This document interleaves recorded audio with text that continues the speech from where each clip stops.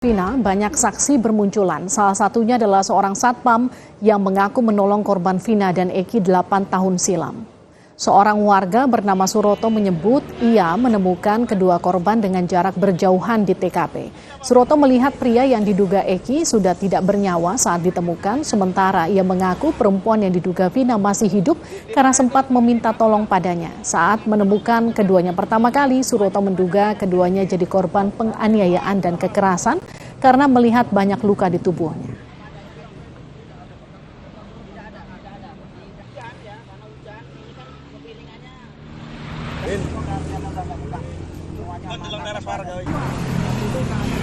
Yang paling bawah laki, agak maju lagi kurang lebih 4 meter atau 5 meter itu perempuan, motor lagi ada kurang lebih 6 meter ada di atas.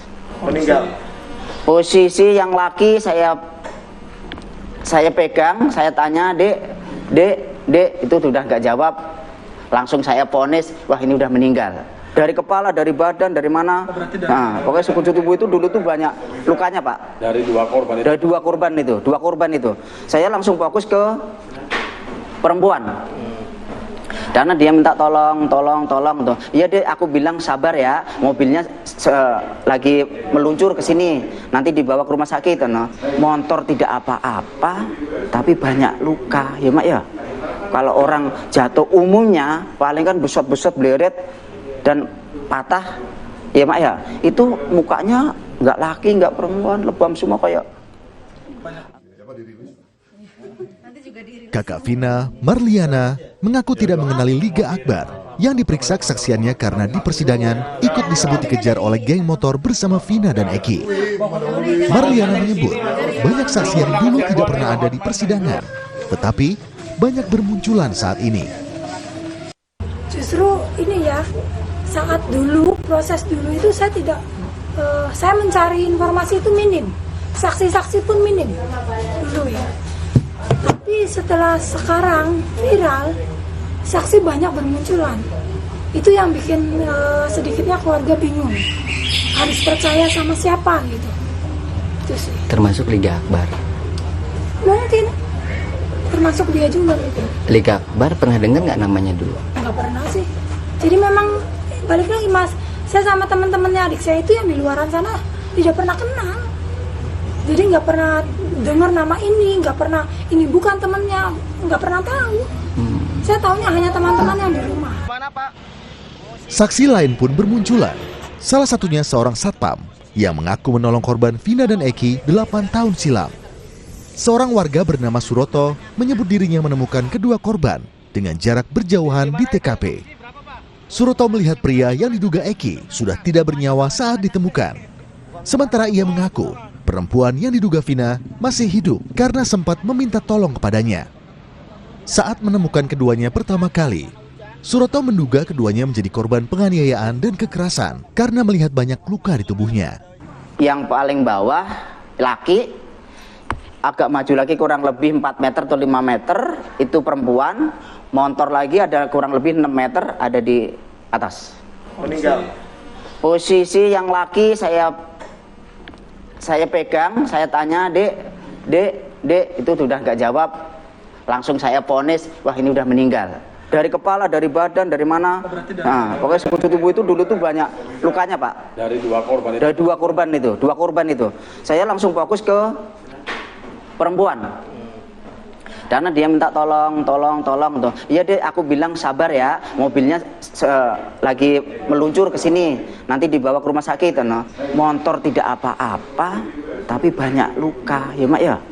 Kalau orang jatuh umumnya paling kan besot-besot bleret dan patah, ya mak ya. Itu mukanya nggak laki, nggak perempuan, lebam semua kayak habis disiksa, dipukul, di apa gitu. Hingga kini, polisi terus mendalami peran Peggy, tersangka kasus pembunuhan Vina dan Eki, dengan memeriksa saksi dan mengumpulkan bukti. Sementara itu, penasihat hukum Peggy tengah mengupayakan upaya penangguhan penahanan dengan mendatangi Polda Jawa Barat. Tim penasihat hukum Peggy juga mempertanyakan salinan berita acara pemeriksaan atau BAP Peggy yang belum diberikan oleh penyidik Polda Jawa Barat, termasuk rencana tes psikologi untuk keluarga Peggy. Kan yang ada nih bahwa salinan BAP sampai saat ini belum ada. Padahal ini kan waktu waktu terus berjalan ya. Waktu terus berjalan berkenaan dengan penahanan sementara untuk klien kami, yaitu PS. Ini ada informasi dari pihak kepolisian, dari pihak penyidik terutama, bahwa hari Sabtu nanti, hari Sabtu besok ini, berarti tanggal 8 ya, itu pihak penyidik akan mengundang ibunya Peggy. Ibunya PS ya, saya ralat ibunya PS dengan bapaknya. Nah, itu katanya akan diadakan tes psikologi. Saya nggak paham ini tes psikologi apa yang dimaksud oleh pihak penyidik. Tapi oke lah, kita ikutin itu selama itu memang prosedural. Meski telah berlalu 8 tahun, polisi perlu mengungkap kasus pembunuhan Vina secara transparan dan ilmiah berbasis sains untuk keadilan bagi keluarga korban. Tim Liputan, Kompas TV. Saudara, banyak saksi bermunculan yang membuat keluarga Vina, korban pembunuhan di Cirebon 2016 silam, jadi bingung. Bagaimana kesaksian baru ini mampu mengungkap kasus pembunuhan Vina dan Eki? Kita akan bahas bersama staf ahli Kapolri Arianto Sutadi. Pak Arianto, selamat malam. Selamat malam Mbak Olivia, selamat malam para pemirsa. Kita juga akan sapa penasihat hukum keluarga Vina, Putri Maya. Selamat malam, Mbak Putri. Selamat malam, Mbak. Selamat malam, Pak Arianto. Saya ke Mbak Putri dulu ya. Mbak Putri, ini banyak saksi yang belakangan muncul. Ada yang bahkan tidak dikenali karena dari awal kasus tidak muncul. Tiba-tiba memberikan kesaksian, termasuk Liga Akbar, yang diklaim kakak Vina ini tidak diketahui sama sekali siapa dia. Dan juga Suroto yang katanya mengevakuasi dan menemukan Vina dan Eki pertama kali ketika kejadian. Apa respon keluarga soal itu, Mbak Putri? Iya, memang akhir-akhir ini banyak sekali bermunculan saksi-saksi yang seolah-olah menganggap mengetahui ya kejadian tersebut. Tapi pada intinya sih kami menerima ketika itu memang. Mbak Putri. Tapi kalau tidak salah ya Liga Akbar itu di dalam putusan ada itu sih Mbak. Ada itu di dalam putusannya si Saka kalau nggak salah ya. Itu saya lihat ada nama Liga Akbar. Baik, artinya Liga Akbar ini bukan orang baru yang tiba-tiba muncul setelah viral ya? Kenapa kok sekarang pada muncul gitu kan, satu persatu. Namun kan ini akhirnya kan menimbulkan pro dan kontra. Karena kan kita lagi. Mbak Putri, mohon maaf suaranya terputus-putus. Benar-benar kami kan lagi fokus untuk pembunuhan Vina dan Eki gitu kan. Jadi siapapun yang memang dirasa mengetahui secara langsung, melihat, mendengar dan merasa. Mbak Putri. Ada upaya-upaya seperti pemaksaan nanti dan lain sebagainya timbul lagi. Bukan begitu ya Pak Arianto ya? Iya. Ya, muncul semua kesaksian. Baik Pak Arianto, ini bagaimana dengan tadi salah satu yang disebutkan oleh Mbak Putri ini kuasa hukumnya adalah kesaksian yang baru saja tiba-tiba muncul. Kalau pertanyaan saya sama Pak Arianto gini, ini sebetulnya akan membantu proses pengungkapan kasus ini atau justru memperumit karena jadi makin simpang siur? Tidak, itu membantu proses pengungkapan yang terjadi. Baik, suara baik. Baik Pak Arianto, silahkan dilanjut. Ya. Jadi apa keterangan-keterangan yang bermunculan itu justru akan membantu terungkapnya kasus ini. Kan kasus ini diduga bahwa yang dulu yang sudah divonis itu kasus yang nggak benar kan gitu, asumsi publik kan sekarang gitu ya. Karena bermunculan kesaksian dan analisis dari para pakar dan sebagainya, bermunculan lagi pengacara yang puluhan itu membantu. Itu kan menunjukkan bahwa yang dulu itu tidak benar seakan-akan gitu, karena framing dari media itu. Nah sekarang kalau bagi penyidik ya, sekarang ini fokus kepada yang PG ini, itu ya. PG sudah ditetapkan sebagai tersangka, hanya berdasarkan tadinya keterangan AF ataupun si Mel dan sebagainya. Kira-kira itu ya, ditambah dengan bukti-bukti yang lain. Polisi waktu itu sehingga tentukan sebagai tersangka. Nah sekarang bermunculan kan keterangan yang mematahkan keterangan si AF dan Mel yang memberatkan itu. Bermunculan kesana sini, termasuk juga tadi kesehatan Pak Suroto tadi. itu kesaksiannya itu menerangkan bahwa itu bukan kasus kecelakaan. Nah ini saya lega karena meredakan orang-orang berasumsi bahwa tadinya itu kasus kecelakaan, ternyata kan bukan. Memang itu penganiayaan gitu.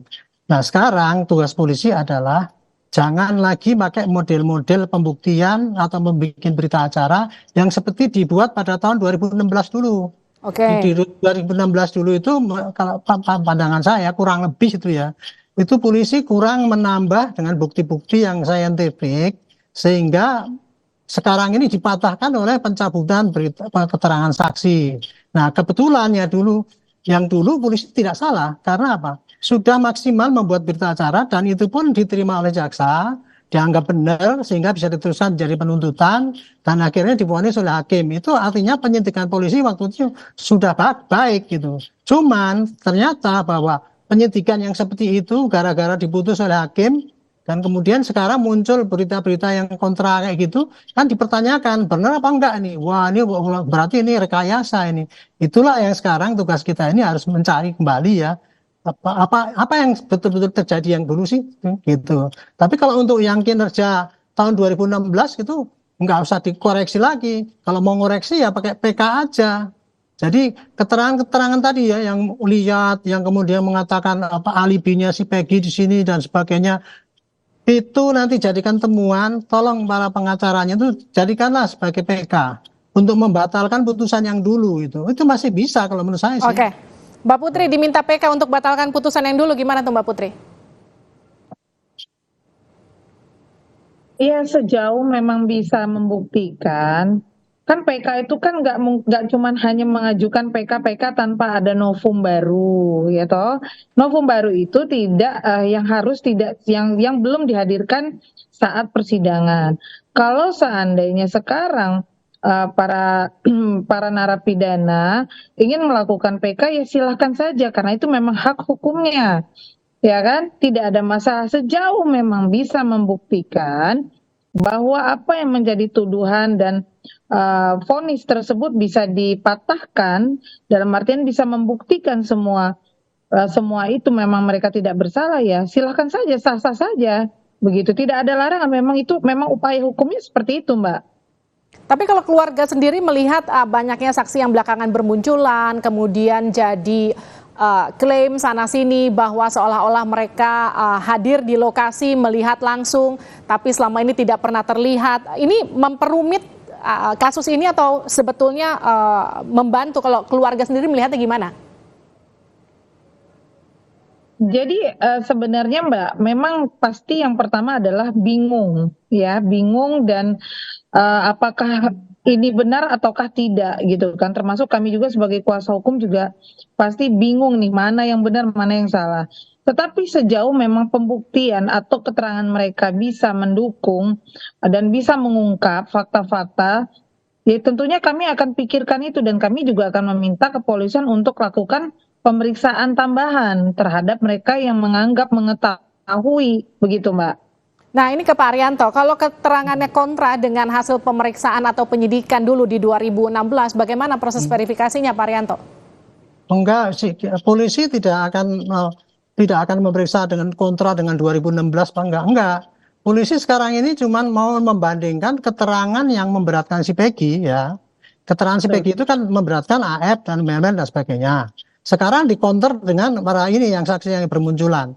Nah pasti polisi akan memeriksa kembali ini saksi daripada si Mel apa itu berkualitas apa tidak gitu. Karena tadi kan pengacara mengatakan kok pakai psikologi segala itu. Nah ini usaha polisi untuk untuk membuktikan ya apakah keterangan yang disampaikan saksi-saksi yang meringankan itu tadi bohong apa tidak gitu. Supaya nanti tidak disangka polisi milih-milih cuma dengar keterangan dari si AF yang keterangan si ibu itu nggak sampai gitu. Kalau pakai psikologi nanti bisa kelihatan kalau seandainya toh dia masih bersikuku pada keterangan itu, nanti di depan sidang akan terbuka itu, dibuka kan di situ keterangan ahli mengatakan wah ini dia bohong apa tidak atau lie detector mengatakan ini bohong apa tidak. Itu jadi situ lebih gamblang lagi menimbangnya itu mana yang memberatkan, mana yang meringankan. Jadi bagi saya ya kalau ada informasi bermunculan itu sebagai tantangan polisi untuk membuktikan kembali bukti awal yang dipakai untuk menentukan Peggy sebagai tersangka itu apakah kuat enggak gitu. Didukung dengan scientific crime investigation, artinya dengan pembuktian bukan hanya pada keterangan saksi doang gitu ya.